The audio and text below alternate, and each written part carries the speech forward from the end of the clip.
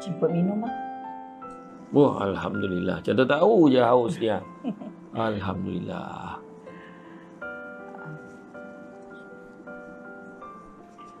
Bang, macam mana dengan korban kita tahun ni? Kenapa pula? Mahal? Tak adalah.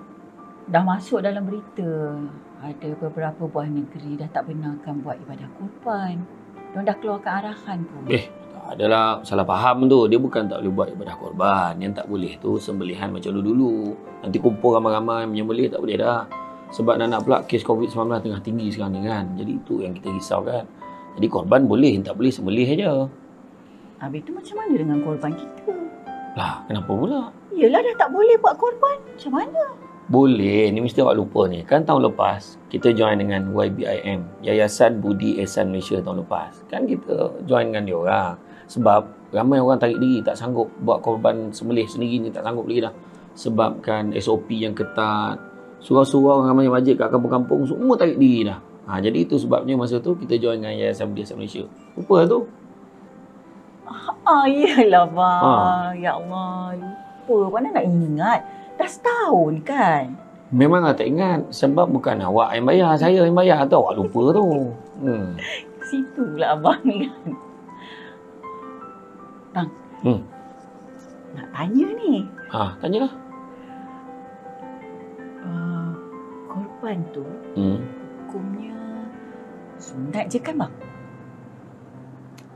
Dia sebenarnya kalau kita ikut mazhab Syafi'i, hukumnya sunat muakkad, iaitu sunat yang dituntut ataupun dianjurkan kita buat. Tapi kalau ikut mazhab Hanafi, dia jadi wajib. Wajib dilaksanakan. Malahan dalam satu hadis Nabi bersabda, barang siapa yang berkelebihan, yakni berkemampuan tetapi tidak melaksanakan korban, maka usahlah dia datang bersolat di tempat kami. Nak tunjukkan penegasan yang Nabi berikan untuk kita buat korban ni. Jadi makna kata kalau boleh buat, elok buatlah.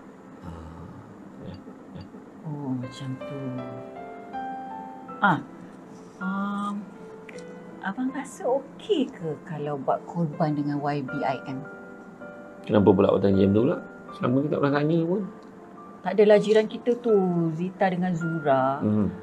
Dia ada sembang lah ni pasal buat ibadah korban online ni. Dia kata takut nanti orang cakap apa, scammer.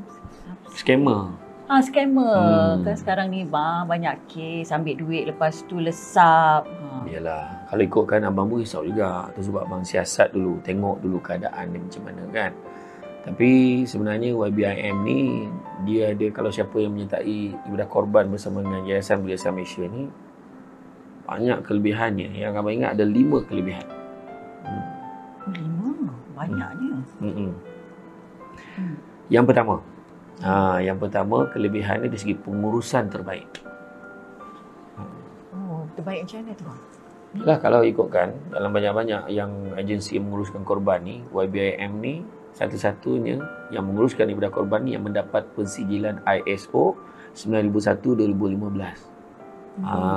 Malahan YBIM ni juga dari segi bab pengurusan ni, dia akan pastikan semua partikular ni tak tertinggal. Contohnya ada orang kadang dia masuk korban ni, resip pun tak ada, lepas tu tengok-tengok nama tertinggal, sijil pun tak ada. Jadi ni insya-Allah dari segi bila bayar je terus dikemukakan resip kepada orang yang membayar ni. Dan kemudian begitu juga akan namanya pun akan dimasukkan dalam sijil penyertaan, dan sijil penyertaan akan dapat sebagai tanda ibadah korban telah pun selamat disempurnakan. Baguslah YBIM ni. Ada lagi yang kedua, dia mudah.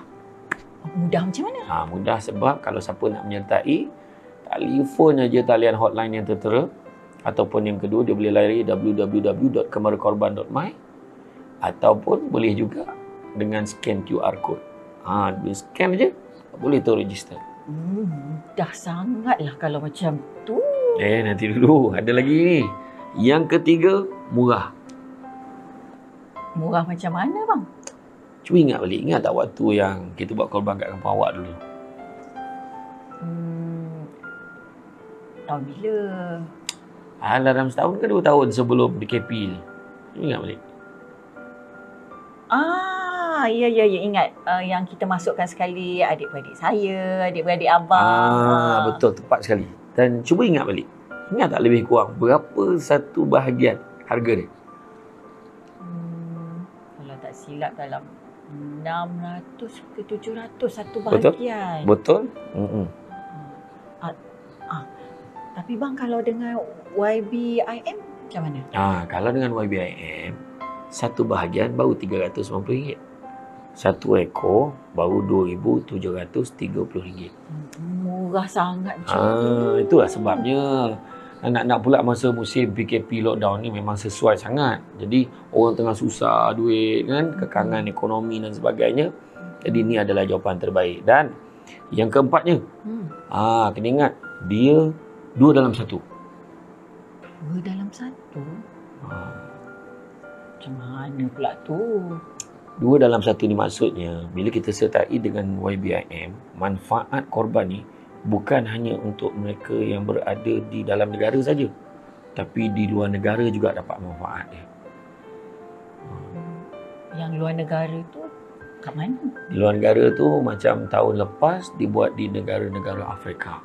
Mana negara-negara Islam di Afrika. Kalau kita tengok di Rwanda, di Chad, di Mali, Kongo. Malahan tahun ni bukan hanya di Afrika tapi juga di Gaza, Palestin. Tapi kan bang, nanti ada orang akan bertanya, kenapa perlu hantar sampai luar negara tu? Kat Malaysia ni kan ramai lagi memerlukan. Itulah ayat yang biasa digunakan oleh orang Malaysia ni. Tapi yalah, cuba kita fikirkan balik. Susah-susah orang Malaysia ni. InsyaAllah kalau daging korban tu sampai ke rumah dia. Orang akan hantar juga sampai ke rumah dia kan, taman-taman perumahan kampung, insyaAllah masih okey lagi. Tapi kalau mereka ni kesusahan tak dapat dibayangkan. Kita tengok di Gaza, pergolakan, pertumpahan darah, perang sana perang sini. Macam mana nak menikmati daging korban tu? Dan begitu juga kalau kita tengok di Afrika. Seawal jam 12 malam tahun lepas, dengarnya pukul 12 malam dah beratur dah nak pergi ambil daging korban esok pagi tu. Punya naknya. Dia orang makan kotak tu koyak cecah bagi anak makan. Lumpur tu kepal-kepal bakar jadi cookies, jadi biskut untuk dia makan. Air tu kita ingat air teh susu, rupanya air lopak tu yang dimasak buat minum. Bayangkan tu. Kesiannya bang. Tetapi macam tadilah bila orang cakap dalam Malaysia ni macam mana pula?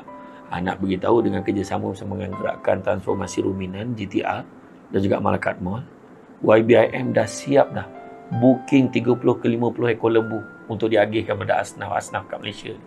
Dah siap booking? Kalau macam tu memang tak payah risaulah. Memang tak payah risau. Dan begitu juga yang kelimanya, awak kena ingat, terjamin. Terjamin dari segi apa bang? Kalau kita tengok macam mana abang cerita awal tadi, selain pada mendapat pensijilan ISO, YBIM ni juga mendapat kerjasama yang baik daripada pihak berkuasa agama di Palestin dan juga di Afrika. Dan begitu juga pejabat mufti Afrika telah melantik YBIM selaku wakil tunggal untuk menguruskan kebedah korban di sana. Jadi tak payah risaulah kalau kita ni ambil dengan YBIM, memang terjamin. Memang, malahan di segi pelaksanaannya pun kira-kira kalau tak silap lah dalam 3,000 lebih lah petugas yang berpengalaman dan profesional akan jadi wakil YBIM untuk menguruskan kebedah korban kat sana. Ramai tu. Esok saya nak bagi tahu dengan jiran-jiran kita, kalau nak buat ibadah korban, ambil dengan YBIM. Elok tu. Benda-benda baik macam tu jangan simpan seorang. Kita kena kongsi, kena sebar panjang kepada yang lain. Elok lah tu. Kok iya pun minum lah bang. Tak sudi ke minum air yang saya buat? Bukan tak sudi. Dah awak pun tanya macam-macam. Kan? Nak orang goreng pisang ni. Yalah, kan makanlah.